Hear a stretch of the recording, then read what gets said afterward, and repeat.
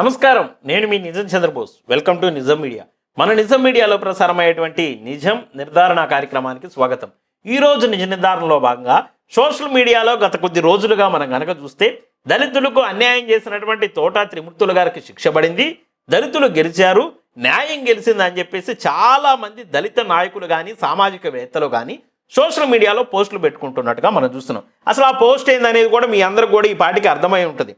తోట త్రిమూర్తులు గారు ఆయన ఇంటికి పిలిచి ఒక దళితుడిని శిరోమండనం అంటే గుండు గీసినటువంటి కేసులో అనేక సంవత్సరాల పాటు పోరాటం చేస్తే ఈ రోజున తీర్పు వచ్చింది. ఆయనకి నాకు తెలిసి 18 సంవత్సరాలు అనుకుంటా. ఒక 18 సంవత్సరాల పాటు జైలు శిక్షతో పాటు కొంత పెనాల్టీని కూడా కోర్టు విధించినట్టుగా చూసాం. దీనితోటి దళిత సోదరులో కొంత ఆనందం వచ్చి వాళ్ళ ఆ పోస్ట్ని షేర్ చేసుకుంటున్నట్టుగా కూడా చూసాం. అయితే మా నిజం మీడియా ఏం చెప్తుందా అంటే, మీ ఆనందం అనేది క్షణాల పాటే, మీ ఆనందం అనేది కొద్ది నిమిషాల పాటే. మీ ఆనందాల మీద మరలా ఏవైతే కోర్టులు ఉన్నాయో ఆ కోర్టులో నీళ్లు జల్లినట్టుగా మా నిజం మీడియా చెప్తుంది. అదేందన్నా, ఆయనకు శిక్ష పడింది కదా, శిక్ష వేసినటువంటి కోర్టులు, శిక్ష పడే విధంగా తీర్పిచ్చినటువంటి కోర్టులకి ఖచ్చితంగా మేము రుణపడి ఉంటాము. ఎవరైతే దళితులకి అన్యాయం చేశారు, ఎవరైతే దళితులని అవమానపరిచారో, ఎవరైతే దళితులని నీచంగా చూశారో అలాంటి వ్యక్తులకు శిక్ష పడితే మేము ఆనందపడుతూ ఉంటే మీ ఆనందం కొద్ది నిమిషాలే అని మీరు చెప్తారేంటి అని మమ్మల్ని మీరు ప్రశ్నిస్తే మేమేం సమాధానం చెప్తామంటే, అవును ఆయనకు శిక్ష పడింది ఏంటంట, జిల్లా స్థాయి కోర్టులో శిక్ష పడితే హైకోర్టుకి వెళ్తారు, హైకోర్టులో శిక్ష పడితే సుప్రీంకోర్టుకి వెళ్తారు. ఈ రోజున కూడా అదే జరిగింది కదా. తోట త్రిమూర్తులు గారికి శిక్ష పడినటువంటి కొద్ది నిమిషాల్లోనే, కొద్ది క్షణాల్లోనే మళ్ళా బెయిల్ వచ్చింది. ఆయన మళ్ళీ హైకోర్టుకి వెళ్తున్నాడు.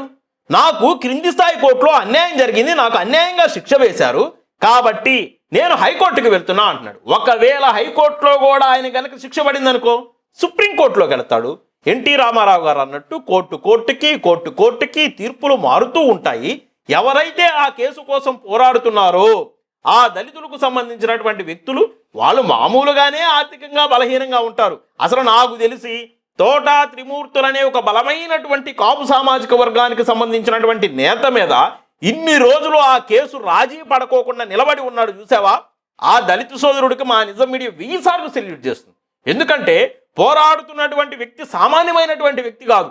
తోట త్రిమూర్తులు అంటే ఈ 2 తెలుగు రాష్ట్రాల్లో ఒక బలమైనటువంటి నాయకుడు అని అందరికీ తెలిసినటువంటి విషయమే. కానీ అలాంటి వ్యక్తి మీద దాదాపుగా 25 నుంచి 30 ఏళ్ల పాటు ఆ వ్యక్తి పోరాటం చేస్తూనే ఉన్నాడు. ఇంకా మళ్ళా హైకోర్టుకి ఇస్తున్నాడు. ఇంకా కొన్ని సంవత్సరాలు ఆయన పోరాటం చేయాలి. అంటే ఈ కేసుల్లో న్యాయం జరిగేలోపు ఆ వ్యక్తి ఉంటాడో పోతాడో కూడా తెలియనటువంటి సందర్భం అనమాట.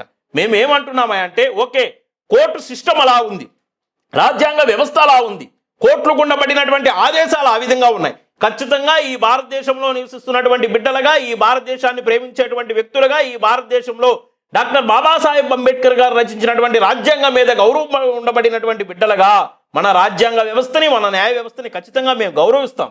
కానీ ప్రజలకు మా నిజం మీడియా ఏం పిలుపునిస్తూ ఉందా అంటే, శిరోమండనం చేసినటువంటి మాట వాస్తవమే కదా, దళితుడిని ఇంటికి పిలిపించినటువంటి మాట వాస్తవమే కదా, తోట త్రిమూర్తులు వాళ్ళకి గుండు కొట్టించిన మాట వాస్తవమే కదా, ఇది మనందరికీ కనబడుతుంది కదా.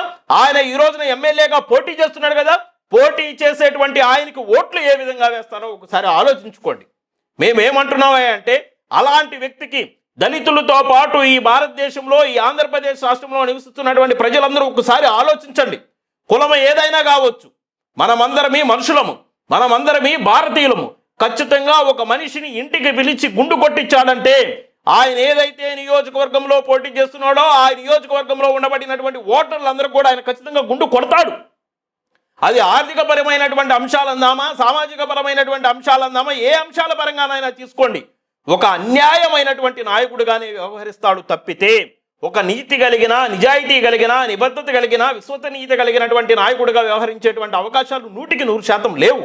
అలాంటి వ్యక్తిని పోటీ చేస్తున్నటువంటి నియోజకవర్గం నుంచి కనీసం డిపాజిట్లు కూడా రాకుండా చేయవలసినటువంటి బాధ్యత ఉంది. మేమేమంటున్నామంటే, మా వంతు ప్రయత్నంగా ఎన్ని అవకాశాలు ఉన్నాయో అన్ని రకాలుగా మేము కూడా వీడియోలు చేయడానికి ప్రయత్నిస్తాం ఆయన గురించి. అదే సందర్భంలో సోషల్ మీడియాలో ఆయనకి శిక్ష పడిందని ఆనందం వ్యక్తం చేసినటువంటి ప్రతి సోదరుడు కూడా మరలా కోర్టు, హైకోర్టు ఎప్పుడు తీర్పిస్తుందో మనకు తెలియదు. ఆయన బెయిల్ మీద ఉన్నాడు, బెయిల్ మీద ఎలక్షన్లో పోటీ చేస్తున్నాడు. కానీ ఆయన్ని ఓడించడానికి అవసరమైనటువంటి ప్రతి పోస్ట్ను కూడా మీరు సోషల్ మీడియాలో పెట్టాలని చెప్పేసి ఆ నియోజకవర్గంలో ఉండబడినటువంటి ప్రజలు కూడా ఈ జరిగినటువంటి అన్యాయం మీ ఇంట్లో జరిగిందిగా, మీ కుటుంబంలో జరిగిందిగా, మీ బిడ్డలకు జరిగిందిగా, మీకు జరిగిందిగా భావించి 100% అతన్ని ఓడించడానికి కంకణం కట్టుకోవాలని చెప్పేసి మా నిజం మీడియా పిలుపునిస్తూ ఉంది. నిజం మీడియా ఏమంటుందంటే అది వైసీపీనా, తెలుగుదేశమా, కాంగ్రెసా, బీఆర్ఎస్ఆ, బీజేపీయా, సిపిఎమ్మా, సిపిఐయా, ఏ పార్టీ అయినా మేము ఒక పార్టీకి అనుకూలంగానో వ్యతిరేకంగానో చెప్పటలా. ఏ పార్టీకి సంబంధించినటువంటి అధినేత అయినా కానీ ఈ భారతదేశంలో ఉండబడినటువంటి దళితుల యొక్క ఆత్మగౌరవాన్ని దెబ్బతీయాలని చూసేటువంటి వ్యక్తులకు టిక్కెట్లు ఇవ్వాలంటే మాత్రం వెన్నులో వణుకు వచ్చే విధంగా త్రిమూర్తుల గారి యొక్క ఓటమి ఉండాలని చెప్పేసి ఏ పార్టీ అయినా కానీ దళితులు అవమానించినటువంటి వ్యక్తులను ఆ పార్టీల్లో ఉంచుకోవడానికే భయపడే విధంగా ఆయన యొక్క ఓటమి ఉండాలని చెప్పేసి ప్రతి సందర్భంలో కూడా మేము కావాలని చెప్పేసి ఏ వ్యక్తిని కించపరచాలని ఎప్పుడు వీడియోలు చేయం.